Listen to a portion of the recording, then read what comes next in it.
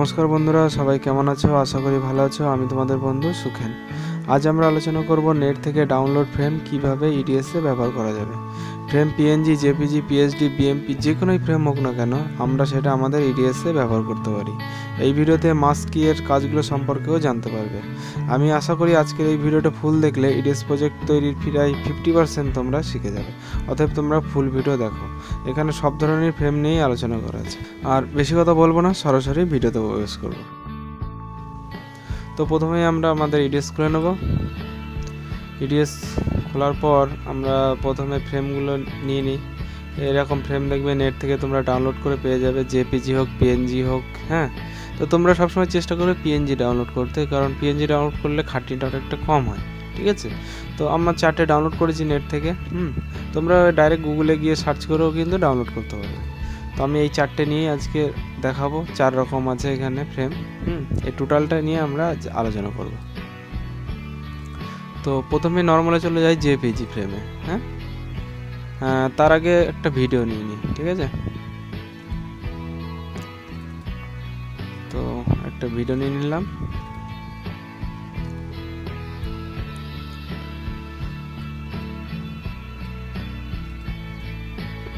ঠিক আছে, তো এরপর আমরা জেপিজি একটা ফ্রেম নিয়ে নিচ্ছি।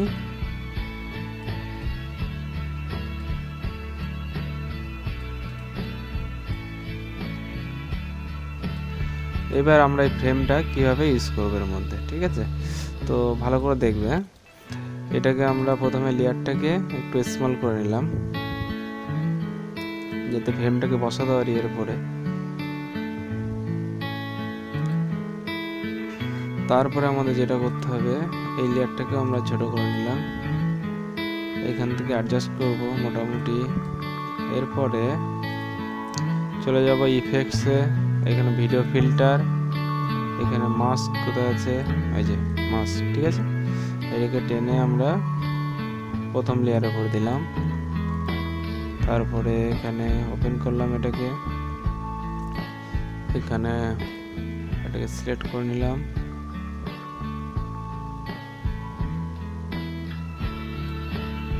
ঠিক আছে, তারপরে আমরা এটাকে এটা ইনসাইড, হ্যাঁ ইনসাইড, এখানে আমরা এটাকে 0 করে দেবো।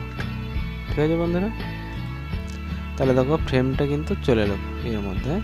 এবার আমরা দেখো আউটসাইডটা এটাকে ওড়াতে হবে। তাই এটাকে ওড়াতে গেলে আমাদের ফের একটা মাস্ক নিতে হবে, তারপরে এরপরে দিতে হবে। তারপরে এই যেমনভাবে ভিতরে সিলেক্ট করলাম, আমাদের ঠিক সেমভাবে এর বাইরেটাকেও সিলেক্ট করে নিতে হবে। তারপরে এইখানে যেতে হবে এই ফিল্টারটা, আর এইখানে এই 100%টাকে 0 করে দিতে হবে। তাহলে এই আউটসাইডগুলো ব্ল্যাঙ্ক দেখাবে। হ্যাঁ, দেখো আউটসাইডগুলো ব্ল্যাঙ্ক দেখাচ্ছে। তারপর আমাদের যেটা করতে হবে, এইখানে চলে যাব আবার এই লেয়ারে, এইগুলো খানিকটা করে রাইট থেকে একটু কমিয়ে দেবো, এদিকে লেফট থেকে একটু কমিয়ে দেবো। ঠিক আছে, দেখো অ্যাডজাস্ট হয়ে গেল। তো এটা আমাদের একটা ফ্রেম হলো। তো আমাদের ফ্রেমটা এটা তৈরি হয়ে গেল। এটাকে সিকোয়েন্স কীভাবে করতে হয় তো আমি ভিডিও লাস্টে দেখিয়ে দেবো। তো এরপরে চলে যাই আমরা এই ফ্রেমটায়।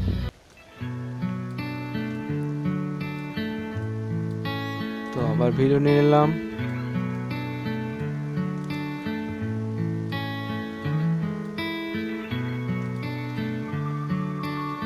ঠিক আছে, তো এটা আমরা কিভাবে করব, এটাও সেম প্রসেস। এটাকে প্রথমে একটু ছোট করে নিলাম, অ্যাডজাস্ট করতে যাতে সুবিধা হয়। ঠিক আছে, এরপরে আমরা চলে গেলাম এই লেয়ারে, তারপরে আমরা এটাকে অ্যাডজাস্ট করে দিলাম। ঠিক আছে, এবার দেখো এই দুই সাইডে একটু বাড়তি আছে, সেটা আমরা ওই লেয়ারে গিয়ে কমিয়ে দিতে পারবো। তো এই লেয়ারে চলে এলাম, এইখান থেকে লেফটে কমিয়ে দিলাম, এদিকে রাইট কমিয়ে দিলাম, চলে এলো আমাদের ফ্রেমের মধ্যে।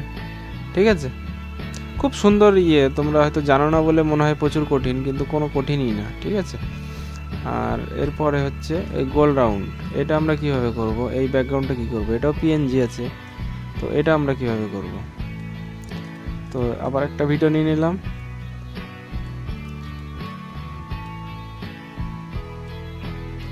তো তো প্রথমে আমরা এই লেয়ারটাকে একটু ছোট করে নেব যাতে অ্যাডজাস্ট করতে সুবিধা হয়। প্রথমে লেয়ারটা একটু ছোট করে নিলাম, ঠিক আছে। এরপর আমাদের যেটা করতে হবে, আমরা চলে যাব প্রথম লেয়ারে, মানে ফ্রেম লেয়ারে, তারপরে চলে যাব মাস্কে। এখান থেকে মাস্ক নিলাম, দিয়ে প্রথম ফ্রেমে রাখলাম। তারপরে যেটা করতে হবে, এইখান থেকে প্রতিটা সিলেক্ট করে করে করতে পারো এইভাবে এইভাবে। আমি গোল রাউন্ড দিয়েই করছি, মোটামুটি রাউন্ড করতে হবে, মোটামুটি রাউন্ড করে নিতে হবে। ওকে, তারপর এটাকে আমরা একটু বড় করে দিলাম। আমি জাস্ট তোমাদের বোঝানোর জন্য করছি, হ্যাঁ, তোমরা সঠিকভাবে করার চেষ্টা করবে।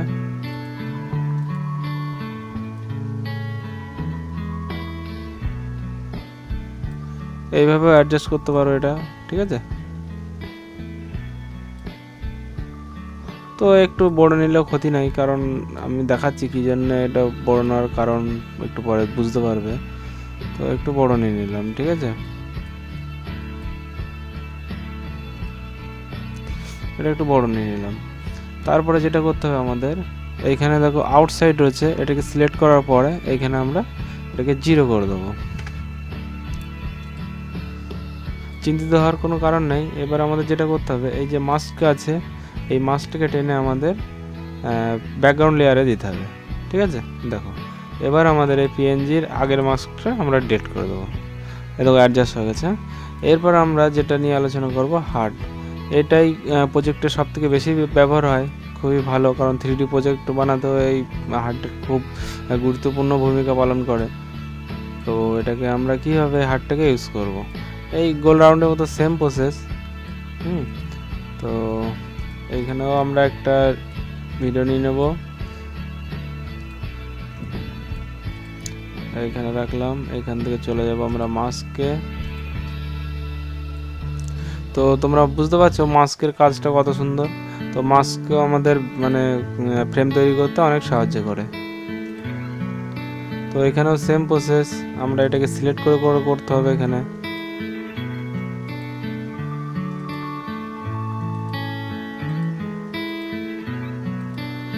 মাস্কের কাজ যদি বুঝতে তোমাদের খুব অসুবিধা হয় তো আমাকে বলে দিও, আমি এই মাস্কের উপরেও একটা ভিডিও বানাবো, ঠিক আছে। হয়ে গেল।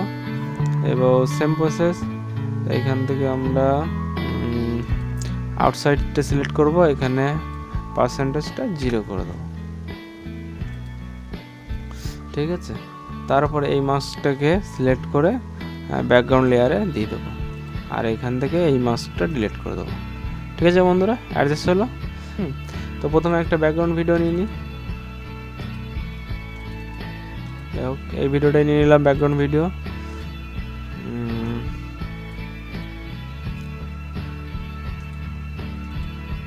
এবার সিকোয়েন্স কীভাবে করতে হয়, অনেকজনই কমেন্ট করেছে আমাকে যে সিকোয়েন্স করতে পারছি না, বুঝতে পারছি না। তো এটা দেখে নাও, ঠিক আছে।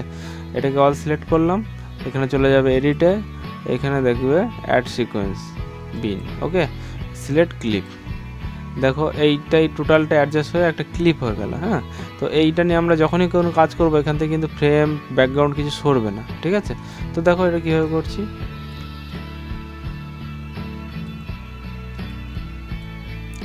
প্রজেক্টটা অনেকভাবে ইউজ করা যেতে পারে, তো আমি একরকম দেখিয়ে দিচ্ছি। ফ্রেমটাকে সিলেক্ট করে নেবে, তারপর এখানে লেআউটে ক্লিক করবে। তো প্রথমে নিয়ে এলাম এটাকে, তারপরে এইখানে তো 2G মানে 2D যদি থাকে এটাকে 3Dতে সিলেক্ট করে নেবে, আর এইখানে যত যা আনচেক থাকবে সব রাইট করে নেবে, ওকে। এটা সবসময় মাথায় রাখবে, এর জন্য কিন্তু অনেক প্রবলেম হয়। এখানে সব রাইট ক্লিক করে নেবে। তারপরে এটাকে আমরা প্রথমে যেটা করব, একটু ছোট করে নিলাম। তারপর ধরো আমরা এইটাকে এইখানে রাখতে চাই, আর এটা একটু রাউন্ড হবে, ওকে। তো এটার জন্যে আমাদের প্রথমে যেটা করতে হবে,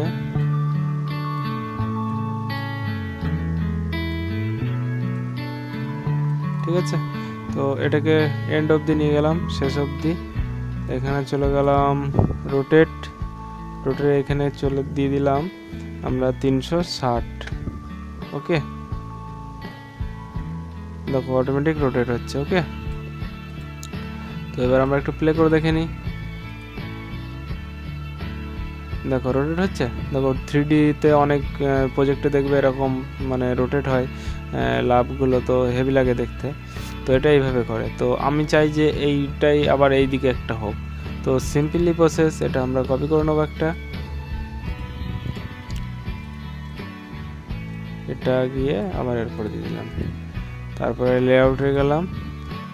কোনো ব্যাপার নেই, আমরা এটাকে যদি এইদিকে থাকে তো এটাকে 0 পজিশনে নিয়ে আসবো প্রথমে, তারপরে এটাকে সরিয়ে এখানে রেখে দিলাম। ঠিক আছে,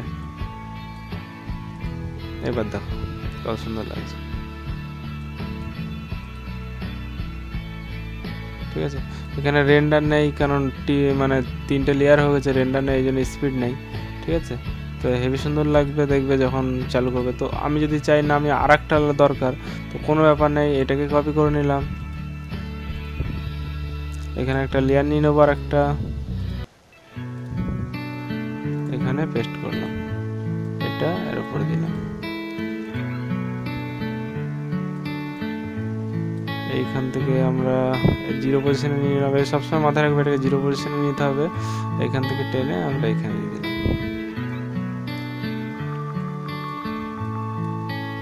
ওকে, দেখো 3টে লেয়ার হয়ে গেল। তো এটাই আমি রেন্ডার করে দেখিয়ে দিই।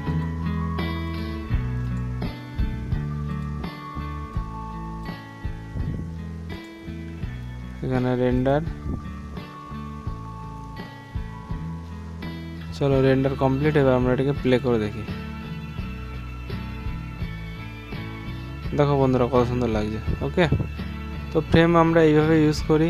আশা করি তোমরা বুঝতে পেরেছো। তবু যদি কোনো রকম প্রবলেম হয় তো কমেন্ট বক্সে অবশ্যই কমেন্ট করে জানিয়ে দিও আমাকে। তো বন্ধুরা ভিডিওটি যদি ভালো লাগে তো অবশ্যই লাইক করো, আর যারা আমার চ্যানেলকে এখনও সাবস্ক্রাইব করেনি তারা জলদি সাবস্ক্রাইব করে ফেলো, কারণ এরকমই দরকারি ভিডিও সফটওয়্যার ইফেক্টস আমি সবসময় আপলোড করে থাকি।